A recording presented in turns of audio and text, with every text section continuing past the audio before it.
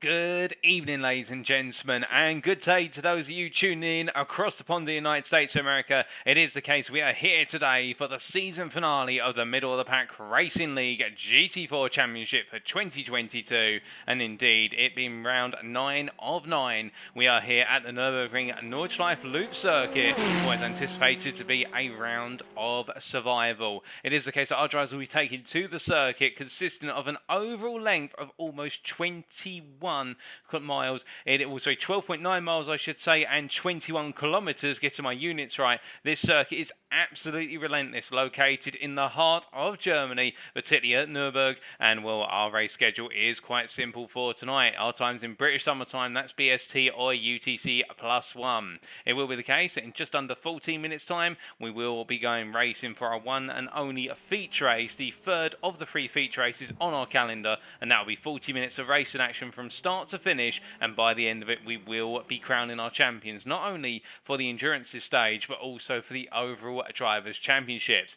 Now tonight's broadcast, of course, being a post-round broadcast for your viewing pleasure, where it is the case the racing occurred earlier on in the week. It took place on Wednesday the 3rd of August 2022, but of course it is Sunday the 7th of August, and we're bringing you all the racing action played back as if it were live. And it is the case that I, as your host and commentator, do not know what happens, whether it be in practice or alternatively in the race itself, with there not being a qualifying session, and we'll come very shortly to how the grid will be organised for tonight. But it is the case this is completely raw, and we'll bring it as close as possible to the raw live experience. Now, who am I? I'm your host and commentator, Paul TX141 Walsh, also known as Britain a Spit, depending on what media you follow me on, and this broadcast is being brought to you on both YouTube and Twitch TV. It is the case that if you are on YouTube, you can go to youtube.com and search for TX141TX, alternatively Paul Walsh, and you can tune in there. Alternatively, if you are more inclined to tune in via Twitch, you need to go to twitch.tv/TX141, and you'll be able to tune in for your viewing pleasure in 1080p. But it is the case that our drivers are getting ready here at a circuit that really needs no introduction in terms of being perhaps the most challenging circuit in the world for road racing. Let's take a look at the season as it's played out and what has led us in terms of all roads to the season finale. It's the case, of course, that we started off back on the 25th of May with the F1 stage, and that was all the way back at Interlagos where we kicked things off at the Brazilian circuit. And well, what fantastic racing we had there from the outset, where our GT4 class drivers really going toe-to-toe and establishing those great running forms and battles and rivalries that we've come to love to see. It was then the case that we went to the Red Bull Ring before heading to Suzuka to wrap up the F1 stage, and these 3 circuits, of course, the Brazilian circuit, the Austrian circuit, and then the Japanese circuit, all being circuits that make up a major part of any given Formula 1 championship calendar. A championship calendar for Formula 1 would not be without these circuits, and well, it was the case that we wrapped up the F1 stage on the 8th of June. We then took a week's break before kicking off the Americas stage. Much like the title of the stage suggests, it is the case that this stage was all focused about American circuits, and really those quintessential American circuits that drivers do think of when they think of racing in the United States of America in GT4s, and that included, but what was in the end, Road America, then Watkins Glen, and then the Daytona Road Course. And particularly at the Daytona Road Course, we saw a massive amount of slipstream battling through and through in the feature race, but also at Watkins Glen we did see some major incidents in the sprint there, which threw up the proceedings somewhat, and those races taking place on the 22nd of June all the way to the 6th of July.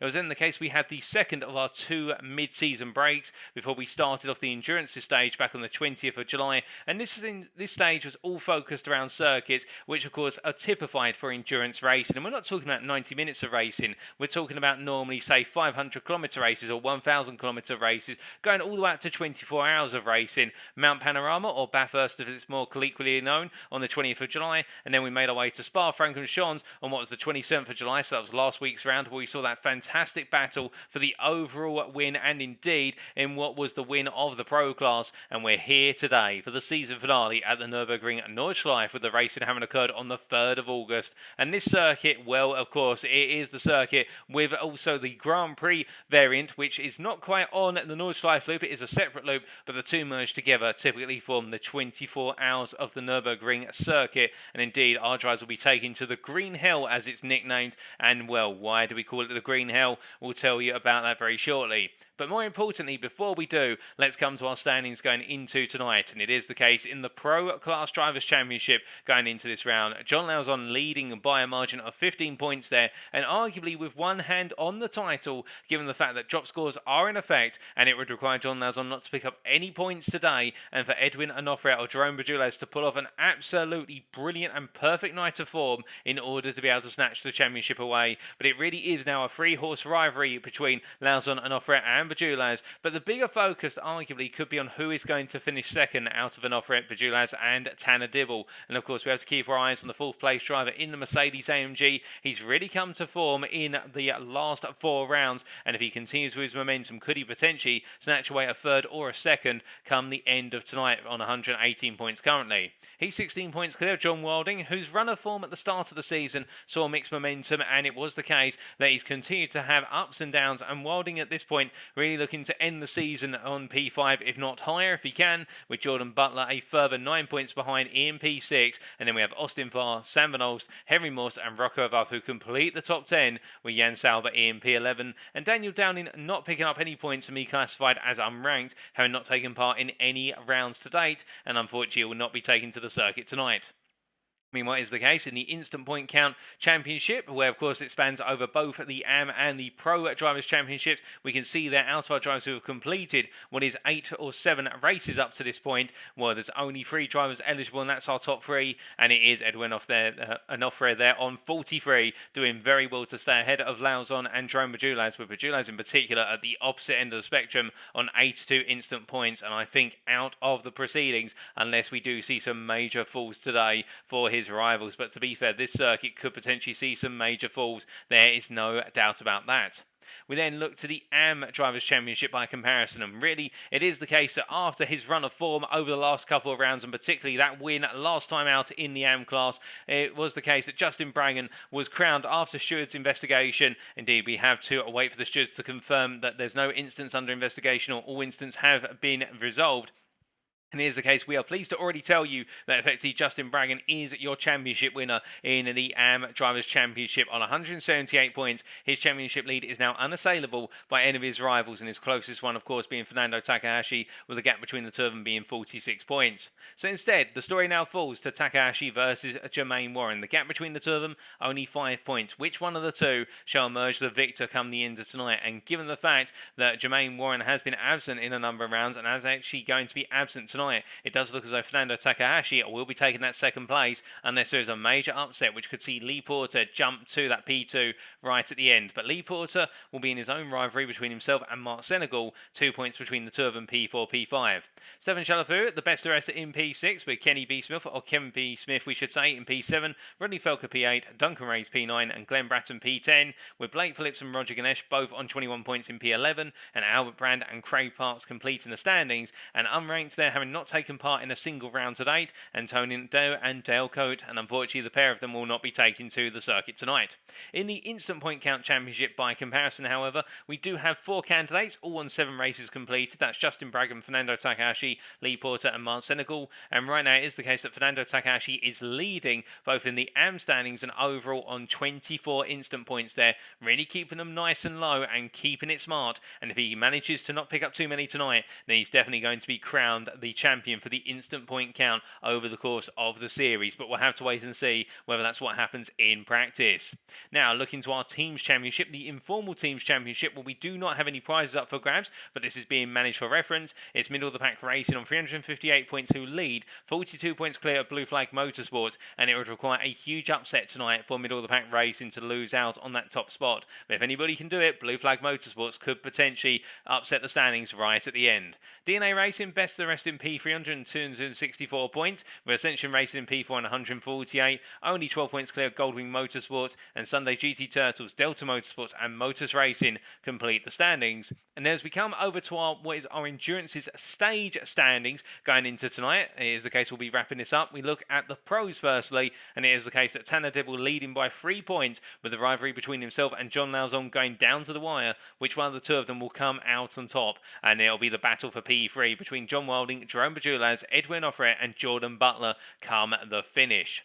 Meanwhile, conversely, in the AM Drivers' Championship, it is the case that we have Justin Braggon, who leads by 10 points over Jermaine Warren, with Stefan Chalafu, Fernando Takashi and Glenn Bratton complete in the top 5. And whilst Justin Braggon could arguably have one hand on the endurance stage crown already, if he was to fall off circuit today and not finish and pick up points, you can imagine that Jermaine Warren will be looking to come on strong and take that crown right at the finish. But also, do not count out Chalafu nor Fernando Takahashi. Both are drivers really pushing hard, and they'd be looking to potentially finish P2 come the end of tonight, should they be able to pick up the win, with Glenn Bratton's consistency bringing him into that P5 slot, and he'll be looking to try and finish in that P5 come the end. Mark Senegal and Lee Porter unable to take part in the first round of the 2 in the endurance stage, and it is the case that they now take to the circuit again tonight after taking to the Spa circuit.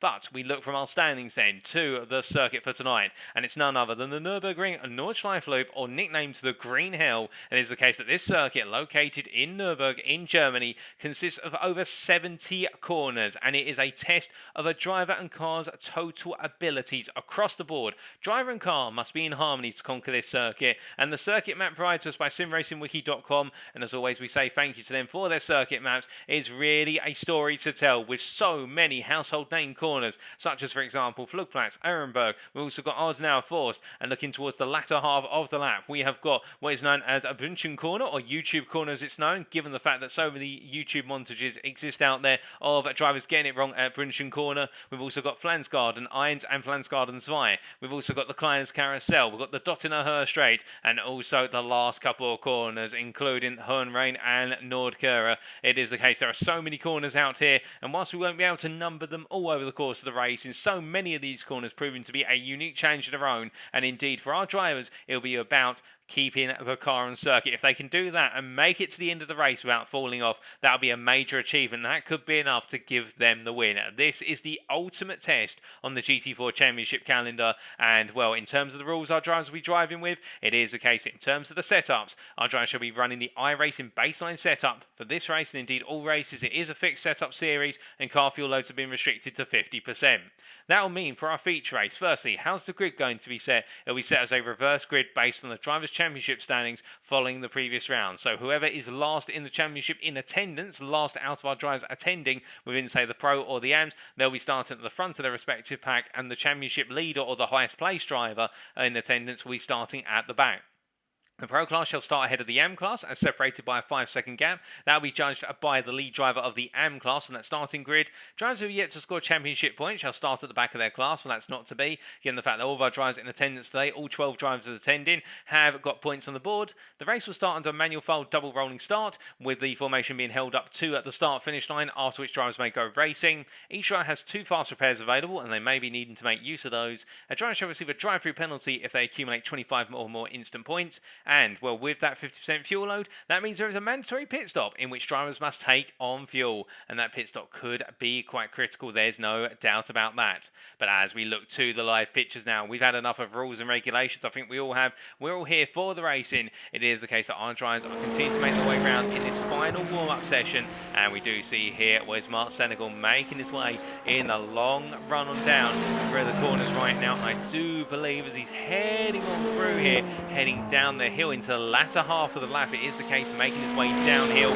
Senegal in the 227 car at this point, looking to end on a high. The Sunday GT Turtles driver, he hasn't quite been on the pace compared to the top drivers within his class, in the AM class, but he's been showing that run of form that's put him right in the fight to finish inside the top 5.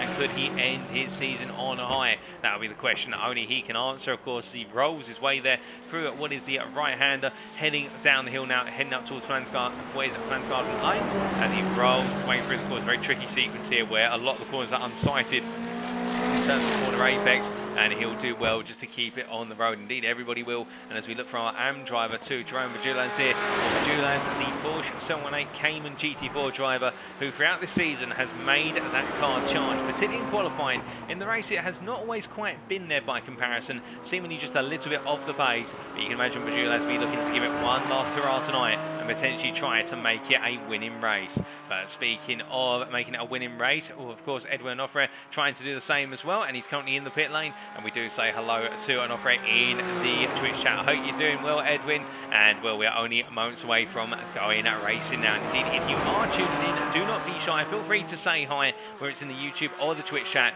We can see both chats, and we do hope that you've had a great weekend, and you can end the weekend on a high with some fantastic racing ahead as the checkered flag comes on out for what is this final warm-up session, and now the grid is about to be formed, albeit we may have a couple of minutes delay, given the fact, well, no, we won't have a couple of minutes delay, given the jump is already there, and it's time for us now to head to the grid.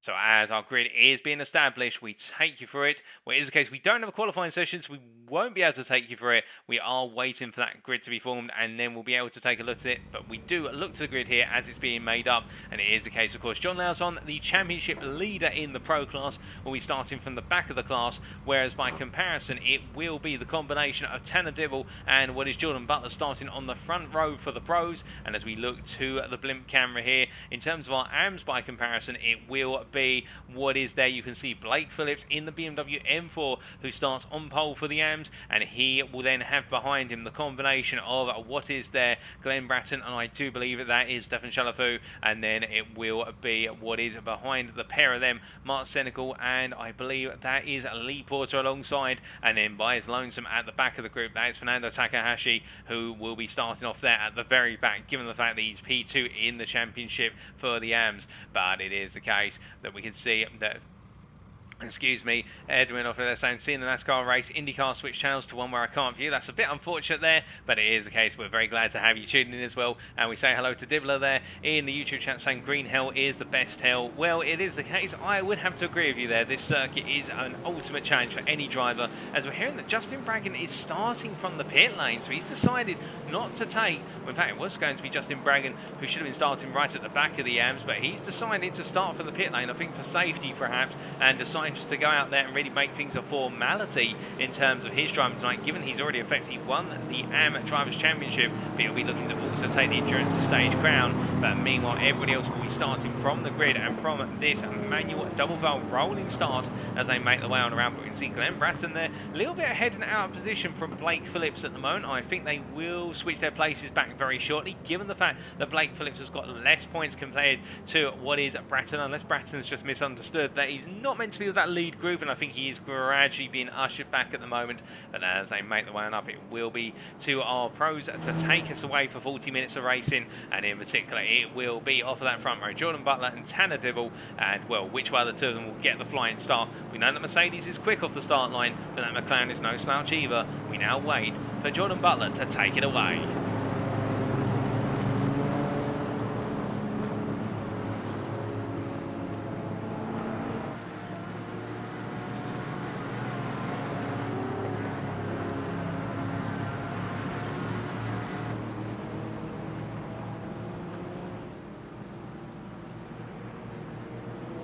And it's lights out, and away we go then for the season finale of the middle of the pack racing the GT4 Championship for 2022. And Jordan Butler gets a good start there, as meanwhile we can see already Jon Lauzon going on the offensive versus Edwin Onofre in the run through the open sequence corners. Of course, turn one known as Sabine Schmidt curve, named after the legendary driver who was really the queen of the Nürburgring. But as we see our pros all getting away at line astern. Meanwhile, here's the case of Glenn Bratton getting a little bit of a jump start there, I think starting out of position compared to his peers. And Blake Phillips will now have to go some to catch up to him, but Blake Phillips, to be fair, has shown a lot of pace in that M4 earlier on in the season, particularly at Daytona. But meanwhile, there you can see Mark Senegal already under pressure, being passed by Fernando Takashi in the run through the early sequence of corners, and as they make the way on out and now up towards what is the run before Flugplatz, it is the case Senegal will now look to try and tuck on in, but we look back to our pros, and meanwhile they go through Flugplatz for the first time in anger, and you can see as they all fly through here, Tanner Dibble trying to look fierce as they make the way in the long run up towards Arenberg,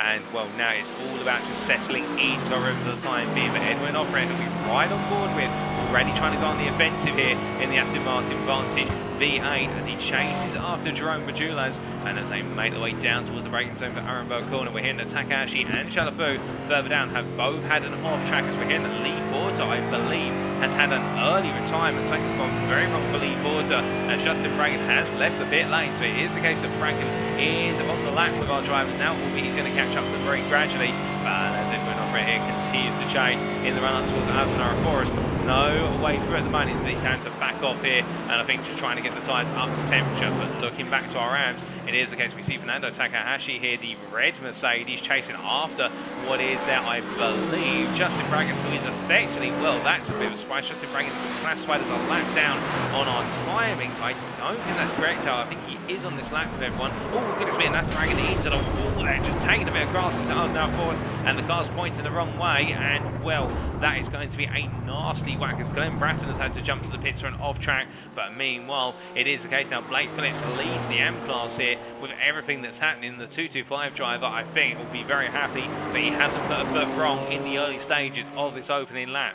Now, in terms of lap times we're expecting around here, we are expecting lap times of just over 7 minutes, about what would be about a 7-minute 10 to a 7-minute 15. So therefore, we are expecting 6 laps of racing here today in this feature race, with that pit stop thrown into the measure. And well, the racing right now is definitely intensifying in what is here the Pro class, with our drivers really pushing on. And we see the Jordan Butler under major pressure from Tanner Dibble as they now make their way in towards what is the latter half of the lap soon. They've got some way to go yet before they move into that second half. It is a very long lap, of course, but right now, as our drivers make their way up through Exmuller and heading up towards Bergwerk Corner very shortly, you can see it is the case that Tanner Dibble definitely getting closer and closer with each and every apex. And as they head into Bergwerk for the first time of asking, it is going to be the case now that Dibble's going to need to try and get a good run, because he's got an opportunity very shortly in the uphill charge all the way up towards what is going to be the Steel Strecker corner. This will be where he'll be able to use the Mercedes' grunt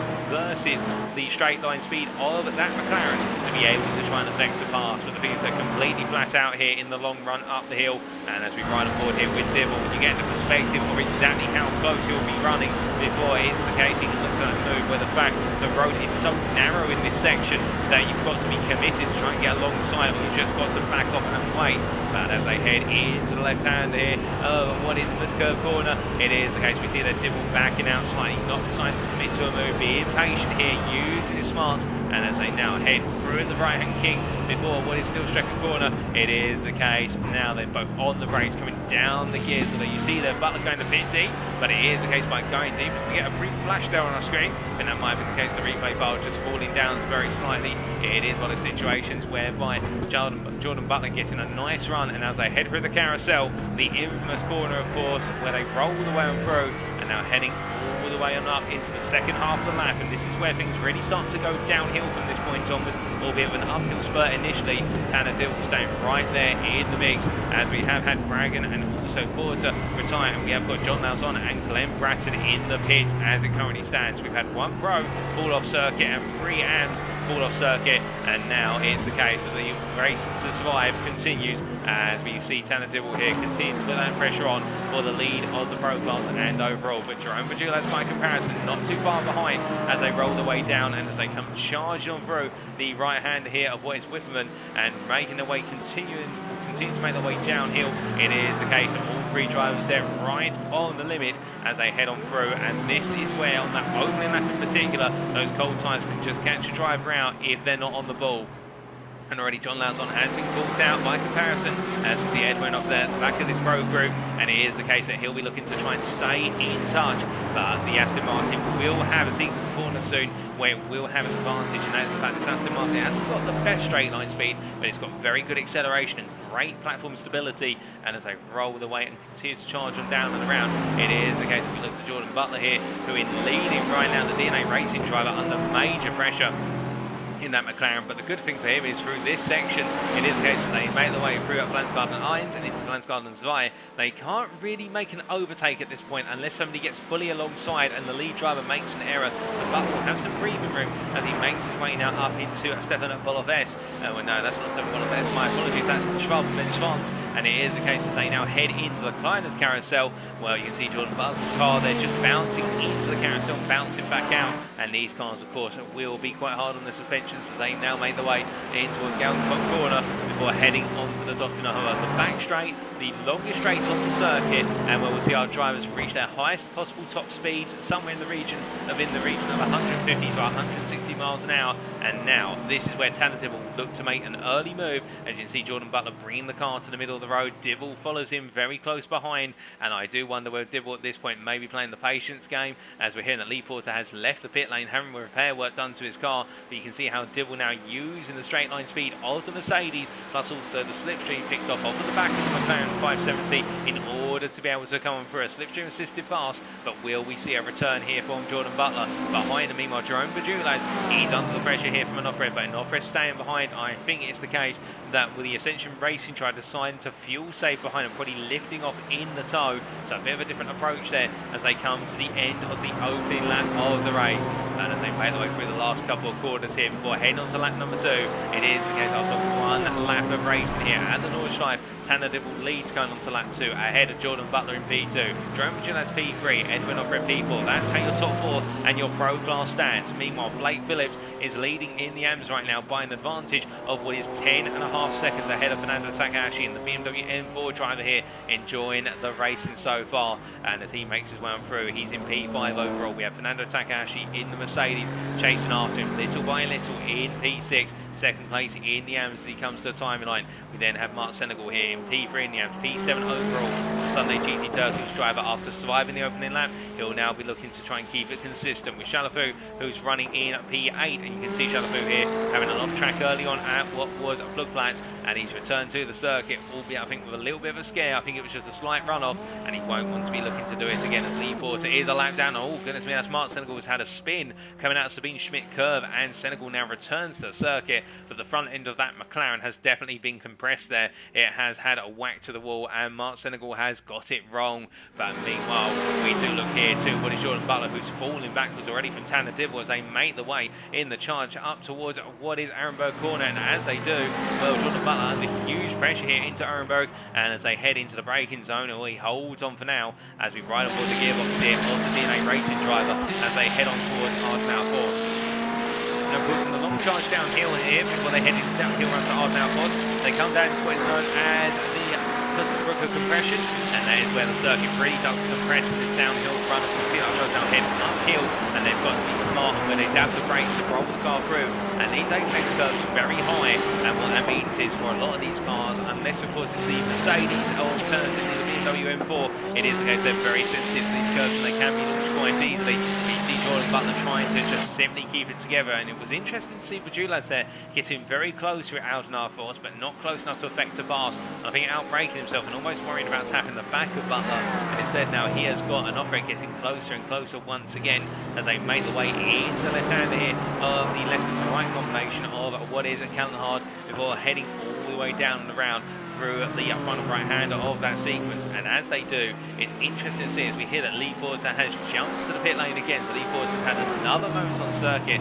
Not a happy day for Lee Porter here in the season finale. This is where we see the cars that are made more for handling start to excel to a degree, such as Bajulaz's Porsche, whereas the more power-orientated cars will seem to understeer a little bit more and be quite aggressive. So you see Onofre there getting it quite wrong and understeering quite a bit in the run down in towards Verstaufen. And as they make the way out of the hairpin style corner there, perhaps the slowest corner on the circuit, perhaps one of the trickiest corners as well, giving us a downhill braking zone that's unsplatted into a left-hand hairpin by a right-hand kink, which has a very high apex curve in itself, and also there's a major bump in the road there just to add to the complexities. It is the case as they now head all the way forward towards Bergwerk corner. Tanner Dibble is definitely opening up that lead as we head to the end of the first quarter in terms of the race time distance. Well, it's been a 40-minute race, completed 10 minutes, and well, Dibble is just trying, I think, to keep his head down at this point and not worry too much about the pressure behind as he is gradually opening up an advantage. It's up to 2.3 seconds, but as they charge up the hill, it is the case those 2.3 seconds can fade away very quickly should he make a single error. But meanwhile, as we look from our pros to our AM leader, Blake Phillips here, it is the case the 225 driver, the privateer, looking very comfortable right now, just holding on to that position. And the BMW looking comfortable, and a very colourful livery with it as well, and it is definitely an eye-catcher, I must say. And he makes his way on up and continues to charge all the way up towards what is the Stillstrecker right-hander. It is the case that Phillips just keeping his head down and not feeling the pressure right now. If he is feeling that pressure, he's definitely not showing it. As meanwhile, Fernando Takashi, by comparison, after making that strong start and finding his way up the order into P2 in the M class, was a bit of an off with Stefan Schellefeld. We didn't quite see it on camera, but Takashi now has got some time to bring down before he'll be able to catch up to the class leader. And in terms of that gap, it is currently stabilising. It's not going either way at the moment, so I think it's the case that both drivers just settling into a rhythm. Well, we'll have to wait and see if Phillips is able to convert what was that pole position start into a win come the finish. I guess he may be able to do so, to be fair, given the fact that he looks quite comfortable around here. But meanwhile, oh goodness me, and that is Jordan Butler pointing the wrong way. Now, where has that happened? Well, that has happened, I believe, just before the downhill run. In fact, that's the right-hander. What is the top of Hoherkt corner, and well, Jordan Butler pointing the wrong way as he now begins the downhill run, going down through Hedwigshöhe, and well, he loses the rear end once again, and I think Jordan Butler has just either overcooked it on the tyres, alternatively his previous off has caused quite a bit of damage and flat spots to the tyre, and he hasn't got the grip available anymore. But Butler's race, well, that is a disaster and not a happy one for him, to be certain, as he grinds against the wall briefly before pointing the car the right way as he heads back up to speed here, heading into what is Wipperman corner. And as he now makes his way down to Eisbach, it is one of those cases whereby Jordan Butler will need to just get his head down and try and get back in the rhythm, because Fernando Takashi right now will be very happy to take that overall P5 off of him. It is the case in which you make one error and you'll be falling off the circuit before you know it, and that's the thing about the Nordschleife loop. It is the case that it's about keeping it consistent, and Jordan Butler, where it was looking good to start with, but now it has gone wrong on this second lap as they charge on through.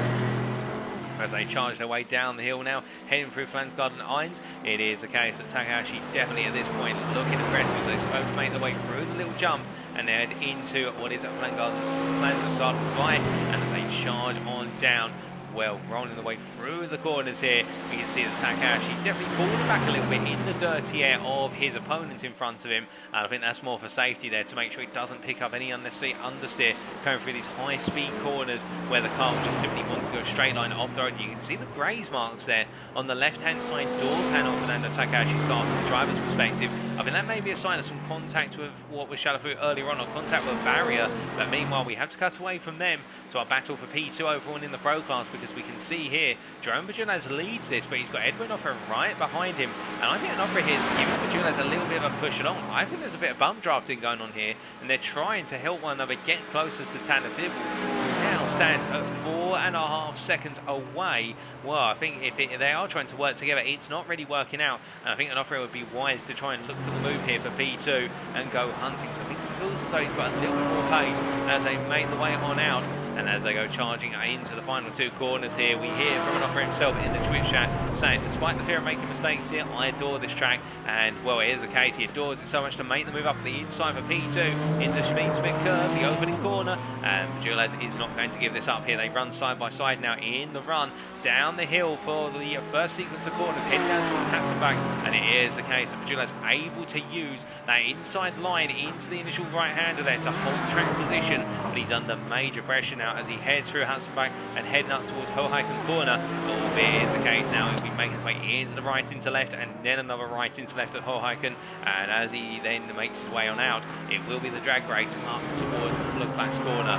But here's the thing, Bajulaz has been able to hold that track position as we hear that Jordan Butler is into the pits to use one of his fast repairs and take that repair work. And now Bajulaz has to wonder how close Onofre gets in the run through Flugplatz and up towards what is Ehrenberg. Well, they make their way through the fast right hand here, both of them lifting very slightly, albeit trying to stay as close as possible to full throttle. And now it is a long run through the curve straight, albeit as they charge up, you can see here how Onofre gets it closer and closer in the toe, and with that Aston Martin having the stronger straight line speed. But the difference is, as they get closer and closer, well, he has to back on off there because there's just no way through. And as they make their way through the left hand and proceed Nürburgring, they come into the aforementioned corner, and Bajulaz goes a little bit deep there, but he can use the mid-engine rear-wheel drive drivetrain nature of the Porsche 718 in order to get that rotation and keep the car's momentum going. And Bajulaz now under pressure, but as they make the way in the charge up towards what is Ardenau Forst, it is the case that pressure may be building, but he's not showing any sign of giving in to Onofre, and no mistakes between the pair of them so far, and they are our closest battle out on the circuit as things currently stand. Well, as they make their way through Ardenau Forst for the third time of asking here, in this case we can tell you that Jordan Butler has served that pit stop. He's back out on circuit. Albeit now in P6, it is proven to be a difficult race for Jordan Butler. Meanwhile, Bajulaz here under that pressure still, and we look to Tanner Dibble, our race leader here, and the DNA Racing driver in a very comfortable lead at the moment.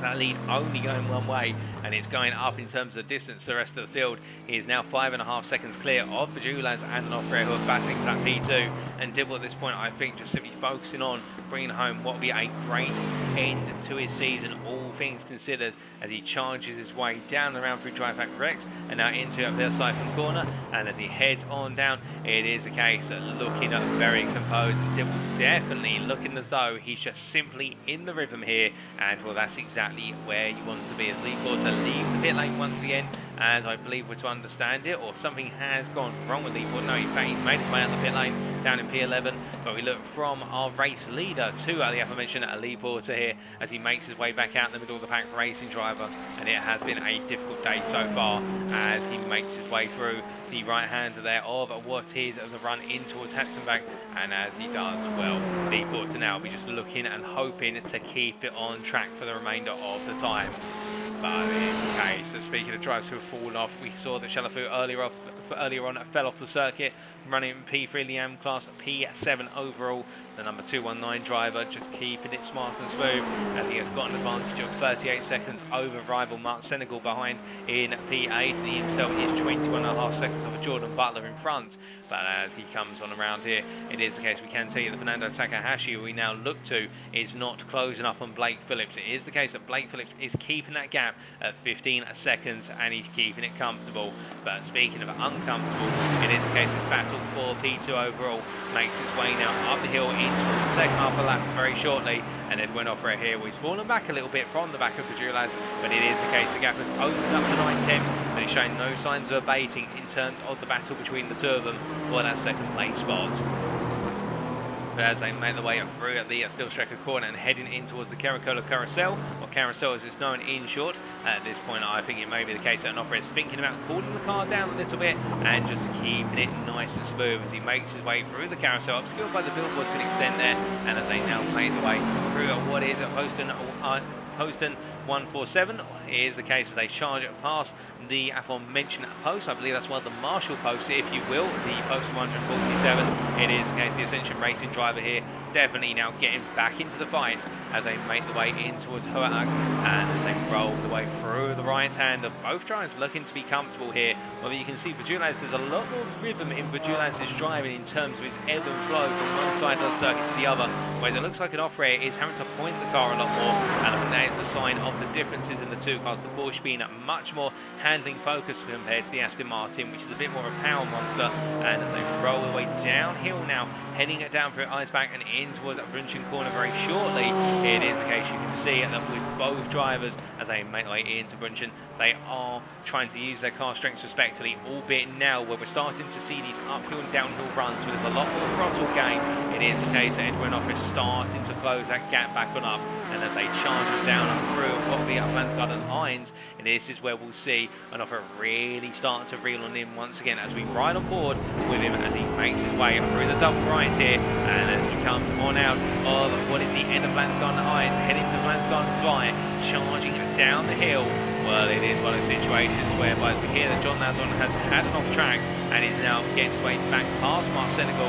Well, Onofre gets very close here, making his way in to the right-hander here, and as they roll the way through the right-hander up towards the Schwab's corner, the left-hander, as you see now, it is the case of Onofre once again looking fast, looking aggressive, looking for that P2. Into the Client's Carousel they go for the third time, and as they do, you see there, Bajulaz just getting a little bit unsettled on corner exit. The rear of that Porsche slightly stepping out. He's going to have to be careful about that as the race goes on. That tyre wear does accumulate. Those rear tyres will start to feel a lot less composed and grippy, and as they make their way down out of Galgenkopf, you can see here, and Onofre this time getting the run. It's now going to be a drag race all the way down, and it's a distant camera shot here, and you'll see Tanner Dibble make his way past our camera post at post 193, but as they continue to charge them down, they look ages away, but here they come, full throttle pair of them, and then Onofre does get ahead, just ahead of Bajulaz, but Bajulaz not having the straight line speed in that Porsche, but as they make their way past the tourism stand there, where it is the case that drivers do turn up and park there and make their way out onto the circuit on what is the open track days. We can see it is the case that Onofre having to defend here in the runs of the final few corners versus Bajulaz. Bajulaz all over the back of him as they make the way into the penultimate corners, and as they roll the way through, Onofre now takes that P2, albeit he now finds himself almost 8 seconds off of our leader, Tanner Dibble, who has just set the fastest lap of the race, a 7:09.47. Dibble definitely flying, whereas everybody else not able to break into what is the below 7:10 region. But Onofre up to P2. Can he now deploy some pace and go on to potentially chase down Tanner Dibble? That is the question. As they roll the way through the opening sequence of corners, a relatively straightforward pass in the end, but it's a slipstream pass and also a momentum pass in the round down the Dottinahur straight. It is the case Bajulaz now will try to come back, and of course now Bajulaz will go from hunted to hunter, and I think it may be the case that Blue Flag Motorsports driver will feel a bit more comfortable in the hunter role, given the fact they will have the tow as well of the Aston Martin. That will give him the straight line speed advantage that he lacks, of course, when he's running at the head of the pair of them, given the fact the Aston Martin is the stronger of the two on the straight. But of course that would mean that Bajulaz has to get really good exits out of each corner in order to be able to carry that speed and convert it into the ability to use the slipstream in order to get closer and closer. And as they make their way out of Flugplatz and now heading all the way up, of course, towards what is Ehrenberg, you can see how Bajulaz is inching closer and closer with each 100 miles cut, well, 100 miles, 100 meters covered. But it is the case he's having to take his time in closing up because the Porsche does not have that straight line acceleration. He's already been assisted by the tow by comparison, and that's the thing. The emphasis now, as Lee Porsche has had to jump to the pits again after having another instant.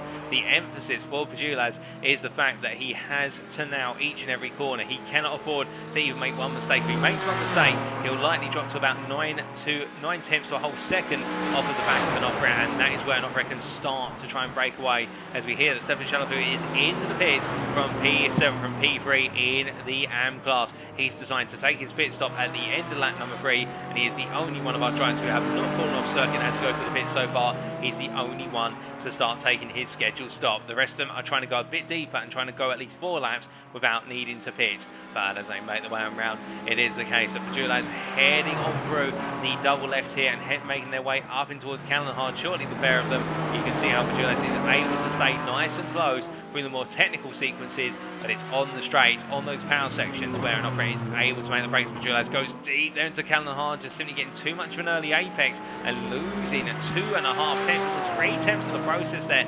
One tiny mistake has cost him massively, and now he's going to have to push harder if he wants to close up over the rest of this lap, because the lap now will transition into a greater emphasis on power, particularly once they've cleared Siphon. As they make the way through the hairpin here, you'll see he'll close up initially, but now as they make the way from Siphon up towards Breitscheid and then in towards X-Muller, that's where we'll see the gap start to open up, although to be fair, Onofre not really able to capitalise here. And once they make the way up into X-Muller corner, this is when Onofre's got to deliver, because he's got Bergberg coming up, and if he can get the run out of Bergberg perfectly, he will be able to put more than a second distance between them, given it's an uphill run, and the Aston Martin will have the advantage in the uphill charge. But as we focus on Onofre here, both of them making the way on through. 25 minutes of the race complete by the time they emerge from Bergberg corner, and Onofre does get a good run. He is now 9 tenths clear, and this is what he needs. Can he break the toe? Can he get that gap to over a second come the end of the run, all the way out to a steel striker?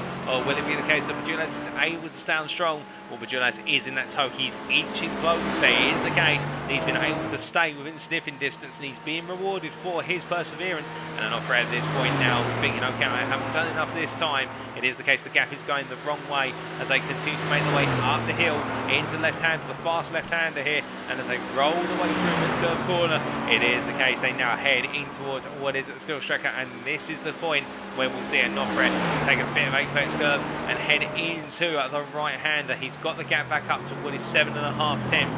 Can he break it open before they get to the carousel? Well, I doubt it, as we get a little bit of a wobble there on the front of the Aston Martin driver. I think it's the case the car not settling down, and a little bit of oversteer, and as they make their way into the carousel, it is the case that Bajulaz stays with him once more.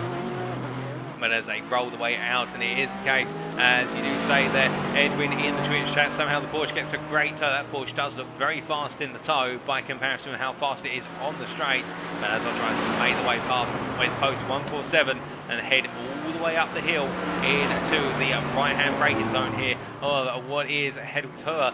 You can see how Bajulaz really not giving this up, really wanting to stay in this fight. And as we ride on board here with the Porsche driver, now we'll get that downhill run, which will be an absolute nail biter riding on board. But he's a bit out of sorts then, having to back off the car, getting a bit too much out to the left hand and proceeding to the right. As they roll away through a Butler here, it is a case that Bajulaz definitely feeling as though he needs to get close and trying to carry that momentum. But I think that one little moment there when he got it wrong in that sequence of corners has seen him lose that rhythm that he so desperately craves, and you can see the gap is opened up. It's now up to 1.1 seconds as they come out of Nürburgring Corner, and now they head through it into his ice curve before Flansgaard and Irons head through ice curve now. Bajulaz is definitely out of sync here, and he loses another 2/10. They head down through Flansgaard and Irons, and this is where Onofre now has an opportunity to break away. If he can keep the gap in excess of a second as they head onto the Dottin-O'Hare straight, he will be able to break away. You can see just how Bajulaz is swirling to try and carry the speed through the corners. That Porsche just not looking settled here, and I think it's the case he may have just pushed it a little bit too hard on this full flap of the circuit, and it's come back to bite him as he makes his way now into the braking zone before what is the corner proceeding at Schwalbenschwanz corner. But as they make their way into Schwalbenschwanz, it is the case that we can see Onofre there making a slight error, just not quite carrying as much speed ahead, but also Bajulaz making a similar error, and it is the case the two of them stand now almost 1.5 seconds apart, 1.4 seconds in fact, as they make their way in towards Gallenkopf. Will Onofre be able to break away down the Dottin-O'Hare? My senses say he will, given that gap is now 1.6 seconds. Onofre has broken the toe. There is no doubt about that now. It will be the case that if there's going to be any sniff of a toe, it will be a very faint one. We can see Bajulaz is gradually gaining on Onofre here. In fact, that toe is strong on the Porsche, and the Porsche gains massively, but it's nothing like how it was previously when they ran their way up the hill in the earlier part of the lap, and you can see how the gap is coming down little by little, but by the end of the Dottin-O'Hare straight, it will only come down to about 1.3, 1.2 seconds, and that's what Onofre needs in terms of that confidence. But meanwhile, we look from them to our race leader, who's now 9.2 seconds clear, and that is Tanner Dibble, who makes his way into the pit lane now. A very tight pit entry where they have to go around the tyres, and Tanner Dibble comes in for his scheduled stop, and I suspect Onofre, Bajulaz and the rest of the pack will also do the same in short order. Indeed, both of them coming on in there, and well, we look to Blake Phillips here, who is continuing to open up that lead in the AM class and in P4 ahead of Fernando Takashi. The gap now up to almost 25 seconds.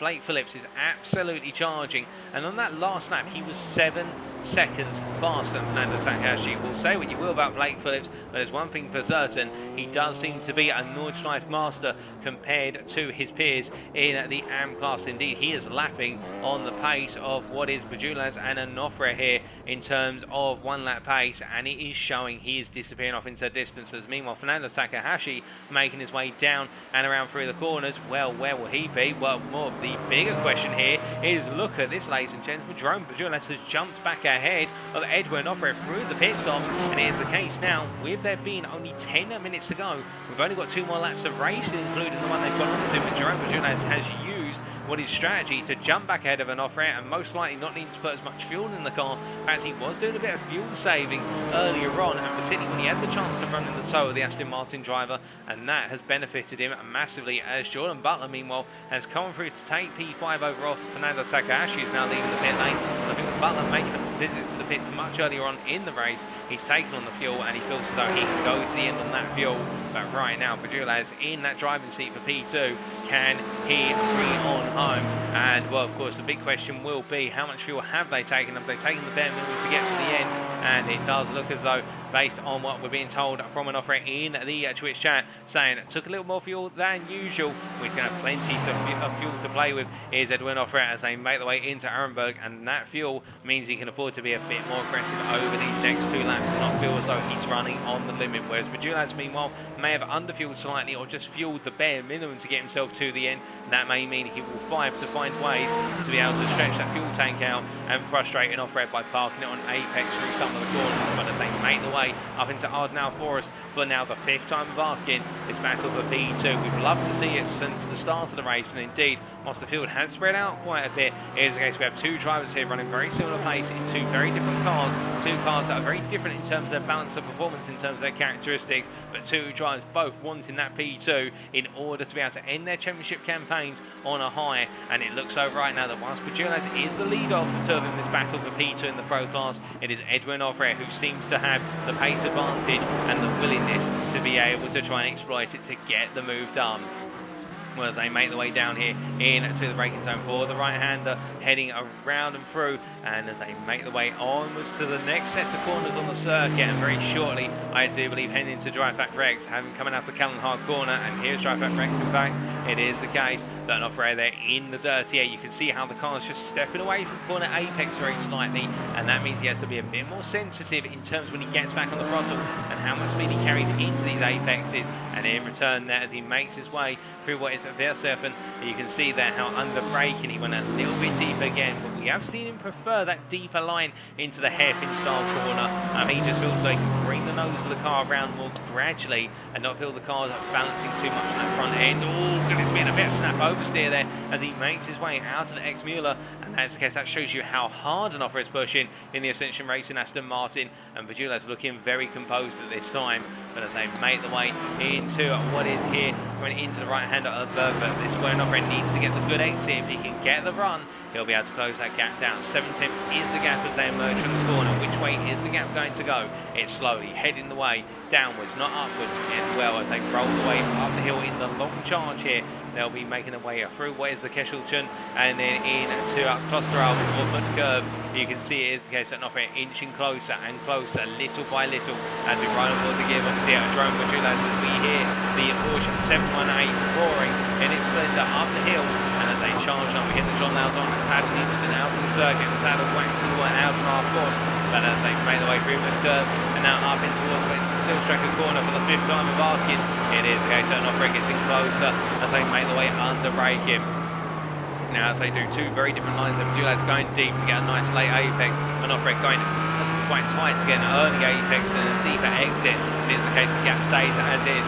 They make the way into the carousel, and as they roll the way on through there, rolling the way through the very long left, slow right, the slow left-hander we should say, but both compacted it together. It looked like Motorsports driver here trying to break away, but it doesn't look as though he's able to do so. Instead, Onofre staying close, staying in the hunt. It's about being patient, and he'll know, of course, that he can go for the move in the round down the Dottener straight if he's this close at Dottener. But as they make the way now into the right-hander, heading into Hoax and then Hedwig's her, it is the case you can see as they now start to make the way downhill where the lap transitions into a more downhill flowing rhythm, and the average lap speed gets a little bit slow first but then matches much earlier on in the lap. It is the case Bajulaz now under huge pressure here as Onofre getting closer and closer, and well, I would not be surprised if we see what is a potential move before they even get onto the dot in a hurry, given the fact that is how close Onofre is running as they roll the way through the right hand. They're heading up towards what is Brunchen corner in due course,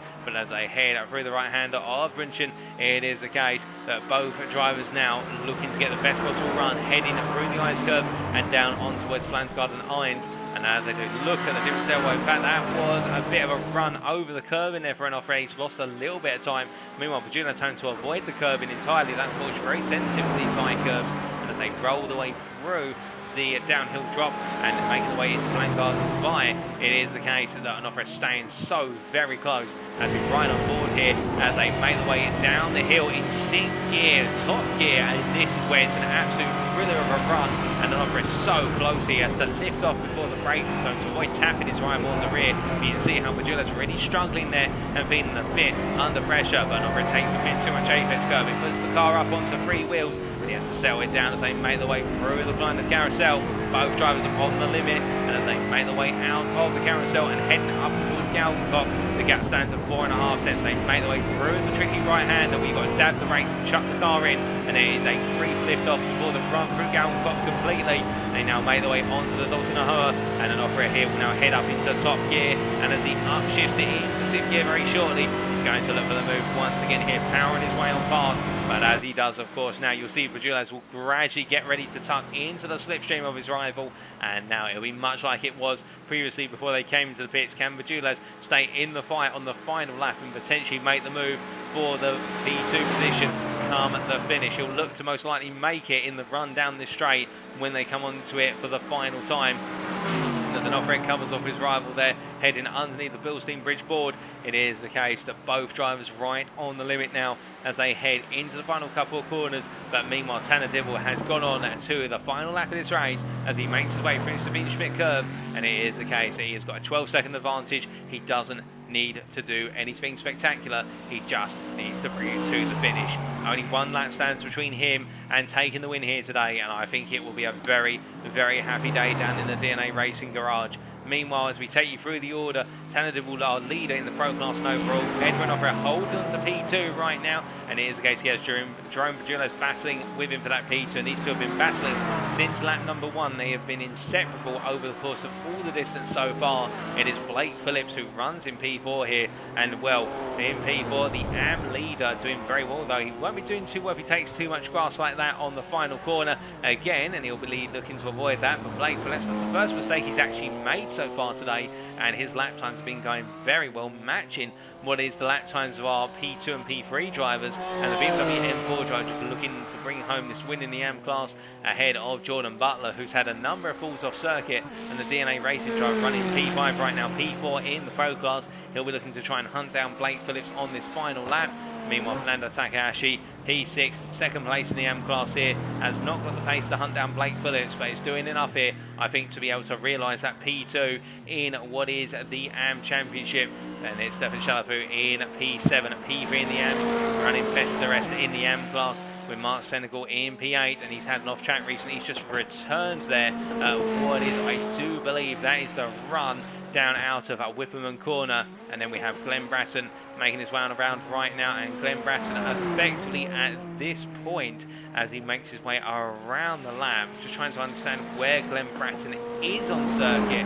I do believe it is the case. Yep, he's in the early stages of the lap, in fact, and making his way through at what is Hoheiken very shortly. He is effectively a lap down now and on his final lap. And then we have Jon Lauzon, who is in the pit lane, parked up here, and it's over retirement for the Blue Flag Motorsports driver, or at least a repair work going on. And then we've got Lee Porter and Justin Brayton, who have retired from this race, as we do look to Edwin Onofre here, our closest battle on circuit, and we'll follow it to its conclusion. It is the battle for P2 as Onofre that goes deep into the corners, preceding Callan-Hard, the right-hander they come down into now.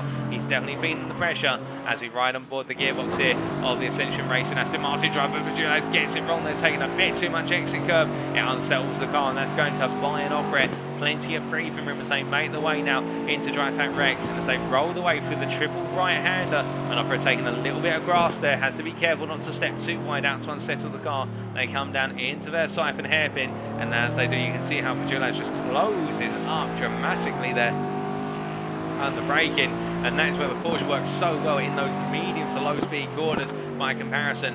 And as they roll the way on, out and around, we do right from the exterior cameras once again of Onofre. Great battle here indeed, Dibble, as you say in the Twitch chat, and well, I do wonder whether Bajulaz will be able to stay this close when we head into the downhill run after what is the carousel, where that is where Onofre seems to have a massive pace advantage by comparison, or just that ability to flow more comfortably out of the corners. But it's anyone's guess as they make the way through Bergvik for the final time. And well, the proof is the fact that Bajulaz, we saw last time there in this situation, the Porsche was very strong in the toe, and Bajulaz getting an absolutely brilliant run out of what was Bergvik there. And as they make the way up the hill in the rise up towards Stillstrecker Corner through Mutkurv in the near future, you can see how Bajulaz is right there nipping at the heels of Onofre. He won't go for the move here, surely. To go for the move in this run, that would be very, very tricky and difficult indeed as they go past Klosterol, and as they head into Mutkurv, we can see Onofre literally being hounded through the left hand, the fast left, as they now make, oh, and Onofre runs wide there, and it's going to be just a miss on the wall. He returns to the circuit, too wide go the pair of them, as Onofre takes plenty of apex curve there, still trying to battle, but Bajulaz puts the pressure on to get Onofre to make a mistake, and how Onofre did not put it into the wall, I am not sure, to be honest. That is great car control there from Edwin Onofre, but Jerome Bajulaz this time putting the pressure on, and it's shown. But The thing is, of course, with Onofre now falling behind, it is the case that Bajulaz will now need to try and make the break in the run out of the carousel and all the way down the hill. And by the time they get to Galgenkopf corner, if it is the case that Onofre is within half a second, then it's going to be a battle. It's going to be a drag race to the finish as they roll their way on out. But it will have to be a decider there, as it is the case of Bajulaz right now really pushing on. But Onofre now begins to charge downhill. The gap between the two of them just under 1 second. And now Onofre's got to do it all in the section that he likes more compared to Bajulaz. We've seen Bajulaz does flow through here, but he just does not carry as much speed. Taking plenty of apex curve there. He's got to be careful because the Porsche is so sensitive to these apex curves as they roll their way through the uphill right, and downhill they go once again from Whipperman to Eisbach and then into Brunschen corner very shortly. Now we're heading on through. Where's Brunschen after this right-hander, heading into YouTube corner now, or Brunschen as it's known formerly, and as they roll the way on through, the gap is definitely going in the favour of Bajulaz here. And Onofre, I think, is just struggling to find that rhythm, as we see there just a little bit of oversteer and corner exit as they roll their way in through Ice Curve and heading into Flansgarden Irons. Now the Aston Martin will be able to open up its legs, be able to push on through in 6th gear as they make the way down. And the Porsche, whilst it is fast, in 6th gear is slow by comparison in terms it's a very open 6th gear. It's aimed for top speed rather than acceleration. The Aston Martin more about the acceleration there, and as they roll the way on down the hill, where it does look as though Onofre just not able to stay close enough, and in fact the gap is continuing to go the way of Jerome Bajulaz here. I wonder if Edwin Onofre has hit a cliff right at the final moment after that brief off earlier on, because it just does not look as though he's getting close enough here as the gap opens up to 1.4 seconds as they make the way into what is the kind of carousel, and Jerome Bajulaz just needs to nail this corner. He does so nicely and now make his way up towards Galgenkopf, and if he can nail this run, it will all be said and done as they make the way through Galgenkopf and onto what is the back straight. And we're hearing Onofre in fact has had to take a slowdown due to a mistake, and well, it is the case that the gap has opened up to 4 seconds. I think this is going the way of Bajulaz, but meanwhile we look to our leader here, who as he charges his way down the Dottingham back straight for the final time, and well, with 43 minutes complete of racing, it is the case that Checker Flag will wait him. He has not put a foot wrong since the start of this race, and as he makes his way through the last couple of corners, it won't be a championship win, but it will be the case. I think he will be crowned our endurance stage champion in the pro class,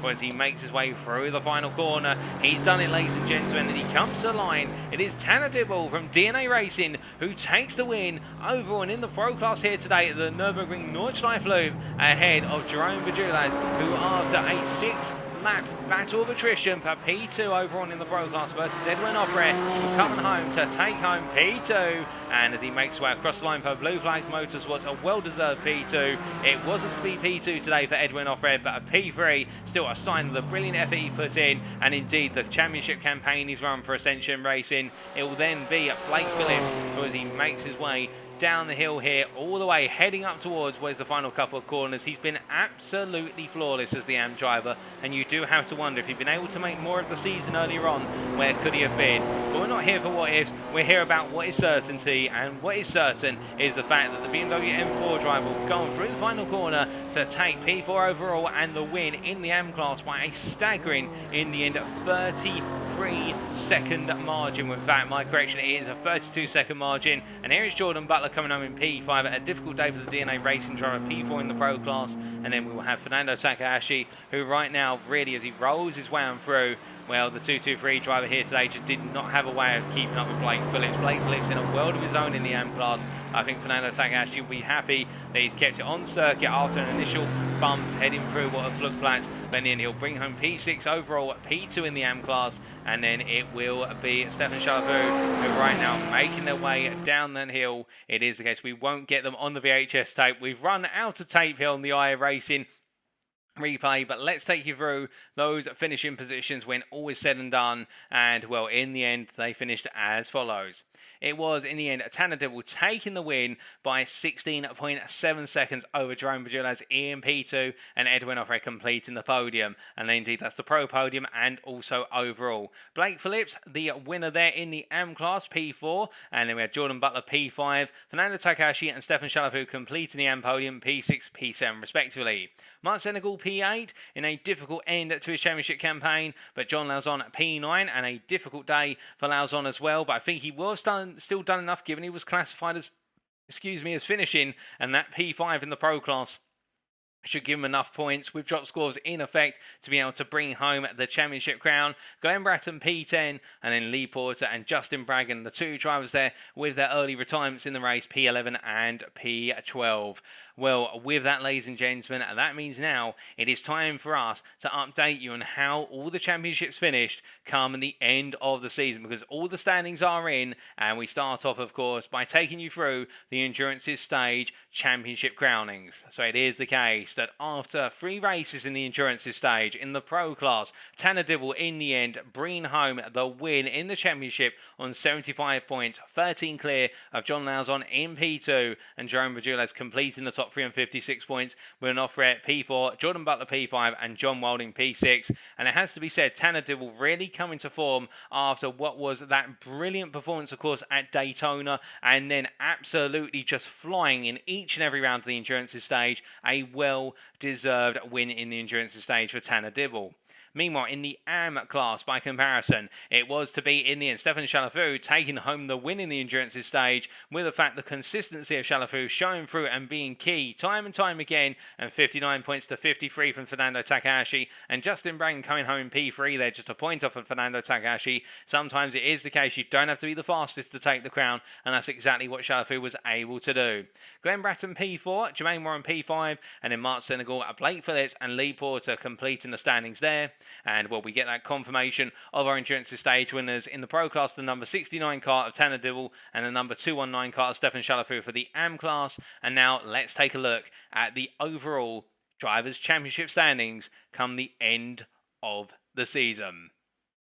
So it is the case. We start off with our pros, and we're very pleased to announce and confirm that in the end it was Jon Lauzon who took the championship crown on 164 points with all 9 races completed, 12 clear of Edwin Onofre in P2 on 152 points. And given this was Edwin Onofre's first championship in the pro class, having been in the AM class last time out in the Touring Car Racing Championship, Onofre has shown that whilst being promoted to a higher class, he's definitely within that class and deserves to be there. That P2 was a colossal effort, but just nothing in the end to quite beat Jon Lauzon, who really ran the season to his pace. Jerome Bajulaz in P3 there on 148 points, and I think it was the case he made that difficult car choice of the Porsche 718 Cayman, worked the best he could, 4 points off of P2. Tanner Dibble in P4 there, only 4 points off of the top 3, and I think he'll be wondering what if he was able to do 1 or 2 more rounds, given those 144 points were only made up of 6 races being completed. If he'd done 2 more races, could he have been our championship winner come the end? Well, that's a what-if question, but still that goes to show you the pace that Tanner Dibble, or Dibbler in the Twitch chat, and he's enjoyed the broadcast there, and thank you Dibbler, but indeed a fantastic campaign for P4 there from Tanner Dibble. Jordan Butler in P5 there on 110 points, clear of John Wilding, with John Wilding P6, Austin Farr P7, Sam Van Oaks P8, Henry Morse P9, Rocco Huff P10, and Jan Salbert in P11 last but not least.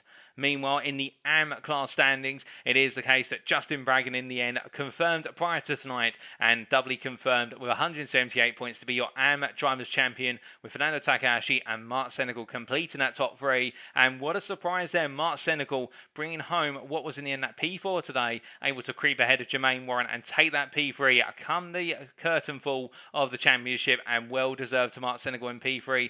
Much like to Justin Braggan and Fernando Takashi for their placements, it goes to show you that when you're not quite on the pace, just turning up and finishing the races and keeping it consistent is what matters, and Mark Senegal paying tribute to that, much like Fernando Takahashi.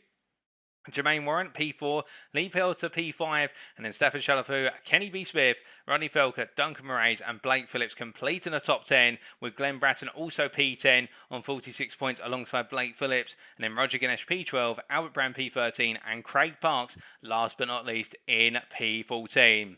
And in the informal team championship, it is the case we see the middle of the pack racing team in the end holding on to that crown at the finish with 358 points. The Blue Flag Motorsports is 343, a win in the end by 15 points. Congratulations to middle of the pack racing, and DNA Racing the best of the rest on 307 points, with Ascension Racing a further 140 points behind in P4. Sunday GT Turtles at P5 in the end, a difficult campaign for them, just in the end finishing ahead of Goldwing Motorsports, and then Delta Motorsports and Motus Racing completing the standings. But now let's give you a recap of all of our championship winners over the course of the season. It is the case, our overall Drivers' Championship winners to confirm: in the Pro Class, the number 77 driver of Jon Lauzon; in the AM Class, the number 271 driver of Justin Braggan.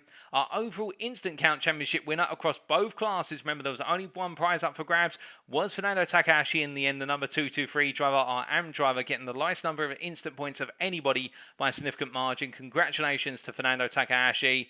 And then, in terms of our other championship winners, of course, our team championship winners, middle of the pack racing, as made up of the whole AM cohort of Jermaine Warren in the 214 car, the 280 driver Lee Porter, the 271 driver Justin Braggan, and the 241 driver Albert Brand. And also in the series participation raffle draw, it was the case, of course, our drivers needed to complete a minimum number of races to be eligible. The draw was made, and it was the case the two AM drivers won this, and that was the number 223 driver of Fernando Takashi and the 227 driver of Mark Senegal. But now, let's give you a summary of all the prizes and what they all mean in terms of what our drivers have earned themselves. So we start off then with our championship finishing positions, and it is the case that we see that Jon Lauzon there, with what was his win in the Drivers' Championship in the Pro Class, has won himself an invite to the 2022 Race of Champions event, which will wrap up the middle of the pack Racing League events at the end of 2022. Edwin Onofre in the 99 car, with that second place in the Drivers' Championship for the Pro Class, has also won an invite, and it is the case Jerome Bajulaz for third in the Drivers' Championship in the Pro Class has also won an invite there in the number 9 car. We then come to our AM drivers in the Drivers' Championship, and Justin Braggan first off, of course, the number 271 driver who won the Drivers' Championship in the AM class, has picked up a 2022 Race of Champions event invite, but he's also picked up 10 United States dollars for winning the Americas stage, the second of our three stages. And whilst the prizes at the start of the season were $5 for what was the stage winning prizes, and it was the case in the participation raffle, and also in the Instant Count Championship, it was $10 for those. We have doubled them due to the contributions from the community taking part, and indeed from other members of the Middle of the Pack Racing Leagues. We've been able to double the prizes, which is absolutely great to hear. So $10 there to Justin Braggan. And then Fernando Takashi, really the biggest winner in this series in terms of prizes taken away. Firstly, for his second place in the Drivers' Championship AM class, he has taken away a 2022 Race of Champions event invite, and he's also picked up $40, 20 of which from winning the Lowest Instant Count Championship, and also 20 from winning the series participation raffle. It's then the case we look over to our other winners. Mark Senegal for third place in the Drivers' Championship AM class, picking up a 2022 Race of Champions event invite. And the AM 227 drivers also picked up $20 for winning the series participation raffle. We then come on to our stage winners who have not yet been reconfirmed or re-announced. Austin Farr, the number 52 driver in the Pro Class, for winning the F1 Stage Pro Class, picked up $10 United States dollars. Tanner Dibble, the number 69 driver, has picked up $20 in the end for winning both the America Stage Pro Class and the Endurance Stage Pro Class. Well done to him. Two very strong performances, particularly in the Endurance Stage, but also the America Stage. And then Jermaine Warren, the AM driver, the 214 driver, picking up $10 for winning the F1 Stage in the AM class at the start of the season. And last but not least, the number 219 driver of Stefan Chalafu, the AM driver, winning the Endurance Stage in the AM class and picking up $10 United States dollars. Well, that's all of our prizes confirmed, and congratulations to all of our prize winners once again, all very deserved winners in their own rights. For indeed, every driver who took part in this series is arguably a winner in of themselves in the fact that they have made this series what it has been, a fantastic series. And what we have to now do, ladies and gentlemen, unfortunately, is now bring the curtain down on the final show of the series. With that, ladies and gentlemen, thank you very much for watching. And if you have enjoyed all the way through and you'd like to know more about the Middle of the Pack Racing League community in terms of what we do, the series we run, and everything else in between, then why not check us out at our official Discord, invite link available on the screen. Alternatively, if you are a Twitter user, you can go to twitter.com/Middle of the Pack Racing. MOP racing in short as it's shown there. But now, in terms of next time, it is the case we've got no more racing next week, but do keep in mind that the Middle of the Pack Racing League shall be back in early September 2022, the first week of September 2022, as I'm to understand it, for the World GT3 Championship. It is the case that we started off the year in the touring car racing class cars. We've just completed the GT4 Championship, and our final major championship will be in the much-loved GT3 class cars. And, well, if you're interested, then you'll definitely want to get in touch today and find out more using those links we showed previously. But otherwise, until then, ladies and gentlemen, it has been a pleasure as your host and commentator to bring all of this series to you. And, well, we have been the Middle of the Pack Racing League. I have been Paul TX141 Walsh, also known as Britain a Spit. And until next time, remember to stay safe, stay well, stay smiling, but most importantly, remember to stay on track. Good night.